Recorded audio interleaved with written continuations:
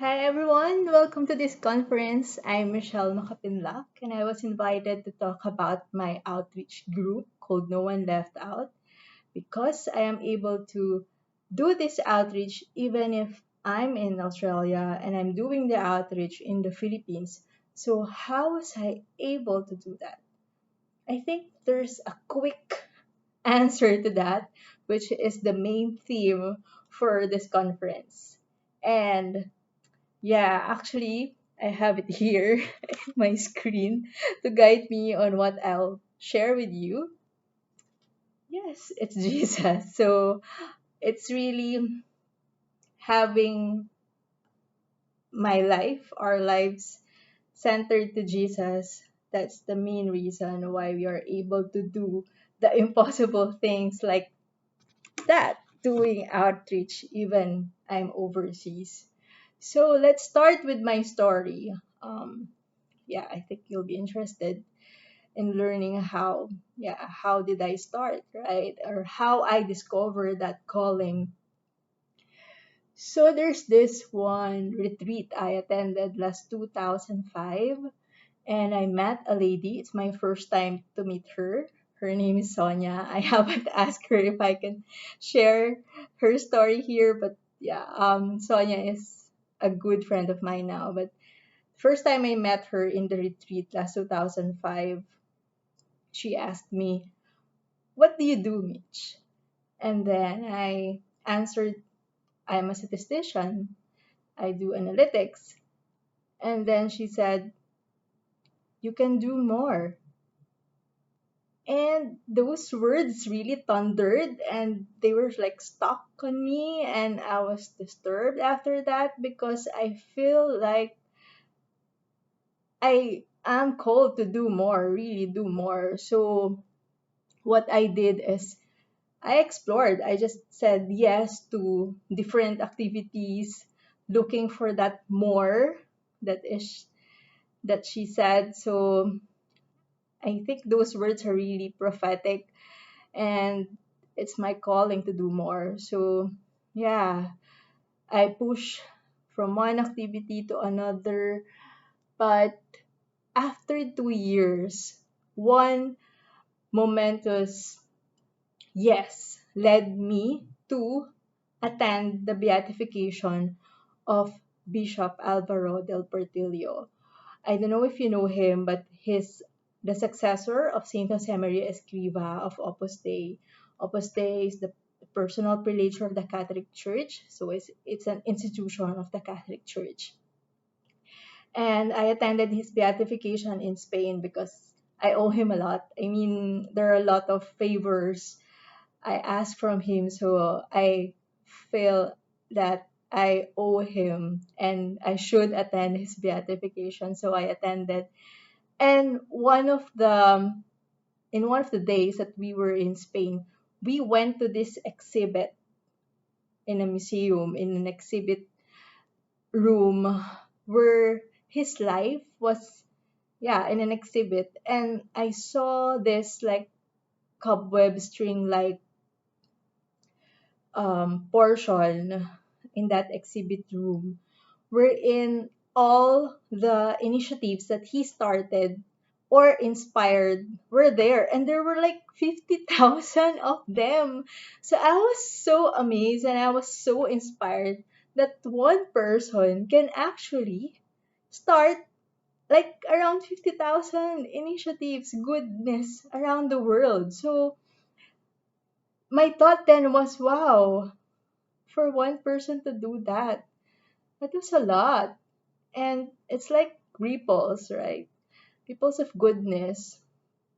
So I thought, how about me? What can I do? So I thought, well, maybe I can start an outreach group in the Philippines. So why start an outreach?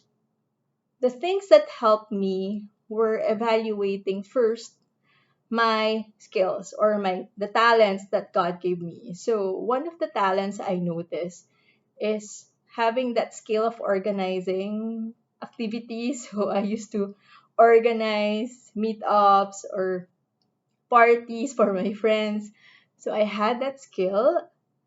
Second, I evaluated my passion. So I have this passion to help, like since grade school, the activities or organizations I joined are catechism or visiting the sick. So I have this yeah, heart for anyone who's needy. So I thought that maybe yeah, it's really outreach I'm called to. So I started this group called No One Left Out.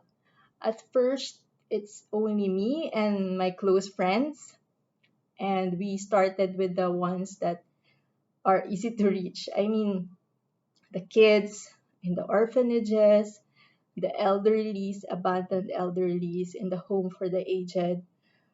We booked, like, we fed them, we talked to them. It's so easy. It's so easy to do because you just need to listen to them, give them time, attention, and then further on, like gathering more experiences and gathering more information, who we can help more. We were able to go to the sick, to the disabled people, to those needy, because the No One Left Out, as its name is, the vision is to reach out to the needy people who are not being visited, who feels being left out, because actually God do not leave anyone out. He wants everyone to be included, and maybe that's why he inspired me to start No One Left Out. And from like maybe 7 people, we grew to like hundreds. For well, based on my Facebook page, there are like 500 who follow and support No One Left Out. But the biggest attendee I had, I mean, for an outreach was 60. Is it? Yeah, 60 people. And that was the outreach that I was not physically there. So I organized that outreach, but I missed that that date is the date where where we booked for a flight to Australia, for a visit to Australia. So and it went well. So it's a big sign for me that No One Left Out can run without me. Like I can ask some friends to do this, to do the logistics, the ordering of food, to gather the volunteers. I did the orientation online. That happened February 2019. And it gave me a sign that I can do No One Left Out, even I'm not physically in the Philippines. So, but well, going back to the Philippines after that, we had more outreach. Like we helped the ones that were affected by Mount Taal. So we really look for people who really needs help. And this year, since it's pandemic, yeah, we were able to do like 4 outreach. First for the prisoners, because actually the prisoners are my favorite. I don't know if you're familiar with the situation of the prisoners in the Philippines, but I feel like seeing Jesus in them. Like they are so deprived of everything. Not only their freedom, but everything. Even the place to sleep, because they can't sleep laying on their back. They are sleeping sitting down and just wrapping their arms around their knees. So, and their loved ones don't visit them so often. So when we went there, they were so happy, and they really appreciated just our mere presence. It reminded them that there is God who cares for them. Sorry, I'm getting emotional, but yeah, I just so yeah. Um, Prisoners are my favorites. So this year, they are the ones, their first outreach for this year. No, not really. Third outreach for this year is for the inmates who had COVID. And so we delivered some medicines, and this outreach, when I organize it, I really announce it to the world, as in to my Facebook friends, and there are a lot who wants to help financially, and even in logistics wise, there are those that I can reach to and ask to do things for me. That's why it's possible to do outreach, because I have volunteers who are in the Philippines who do the logistics for me. I'm just the one organizing and reaching out to certain people I need to reach to, doing fundraising. And I'm so thankful for the friends, to the donors of the One Left Out, who made all this outreach possible. So after that, we had more online outreach, like the latest. Well, we have a current outreach for the victims of the typhoons, Raleigh, and Ulysses, for the ones in Marikina, Cagayan, and Isabela. So we fed them, and we were amazed that on the second day in the evacuation center, that's their first meal. So really, a lot of people need our help. And I think for you too, you are being called to do something. Maybe start something big, or just around you.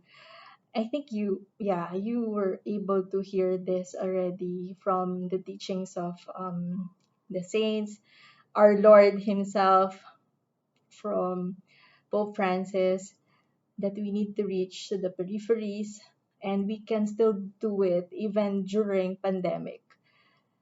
And yeah, so the questions that I want to leave for you to think about and to reflect on are: am I being called to do something more? What are my passions? What are my skills? What are my talents? Definitely those passions and skills that you have will be the ones that our Lord will use, so you can answer your calling. And don't be afraid. Just take the leap, because our Lord is there. He's actually the ones that He's the one doing everything, and He will give you the grace to do everything. He will make things possible. So if you have like more questions about how I do this outreach, or how you can start, or even if it's not outreach, you can reach out to me. And if you need more inspiration, for example, or if you need someone to bounce back your ideas on answering that calling from our Lord to do more, then yeah, just reach out. I think my contacts, or yeah, the ways to reach out were shared in this conference. So I'm really wishing you well, and hope you will enjoy the rest of this conference.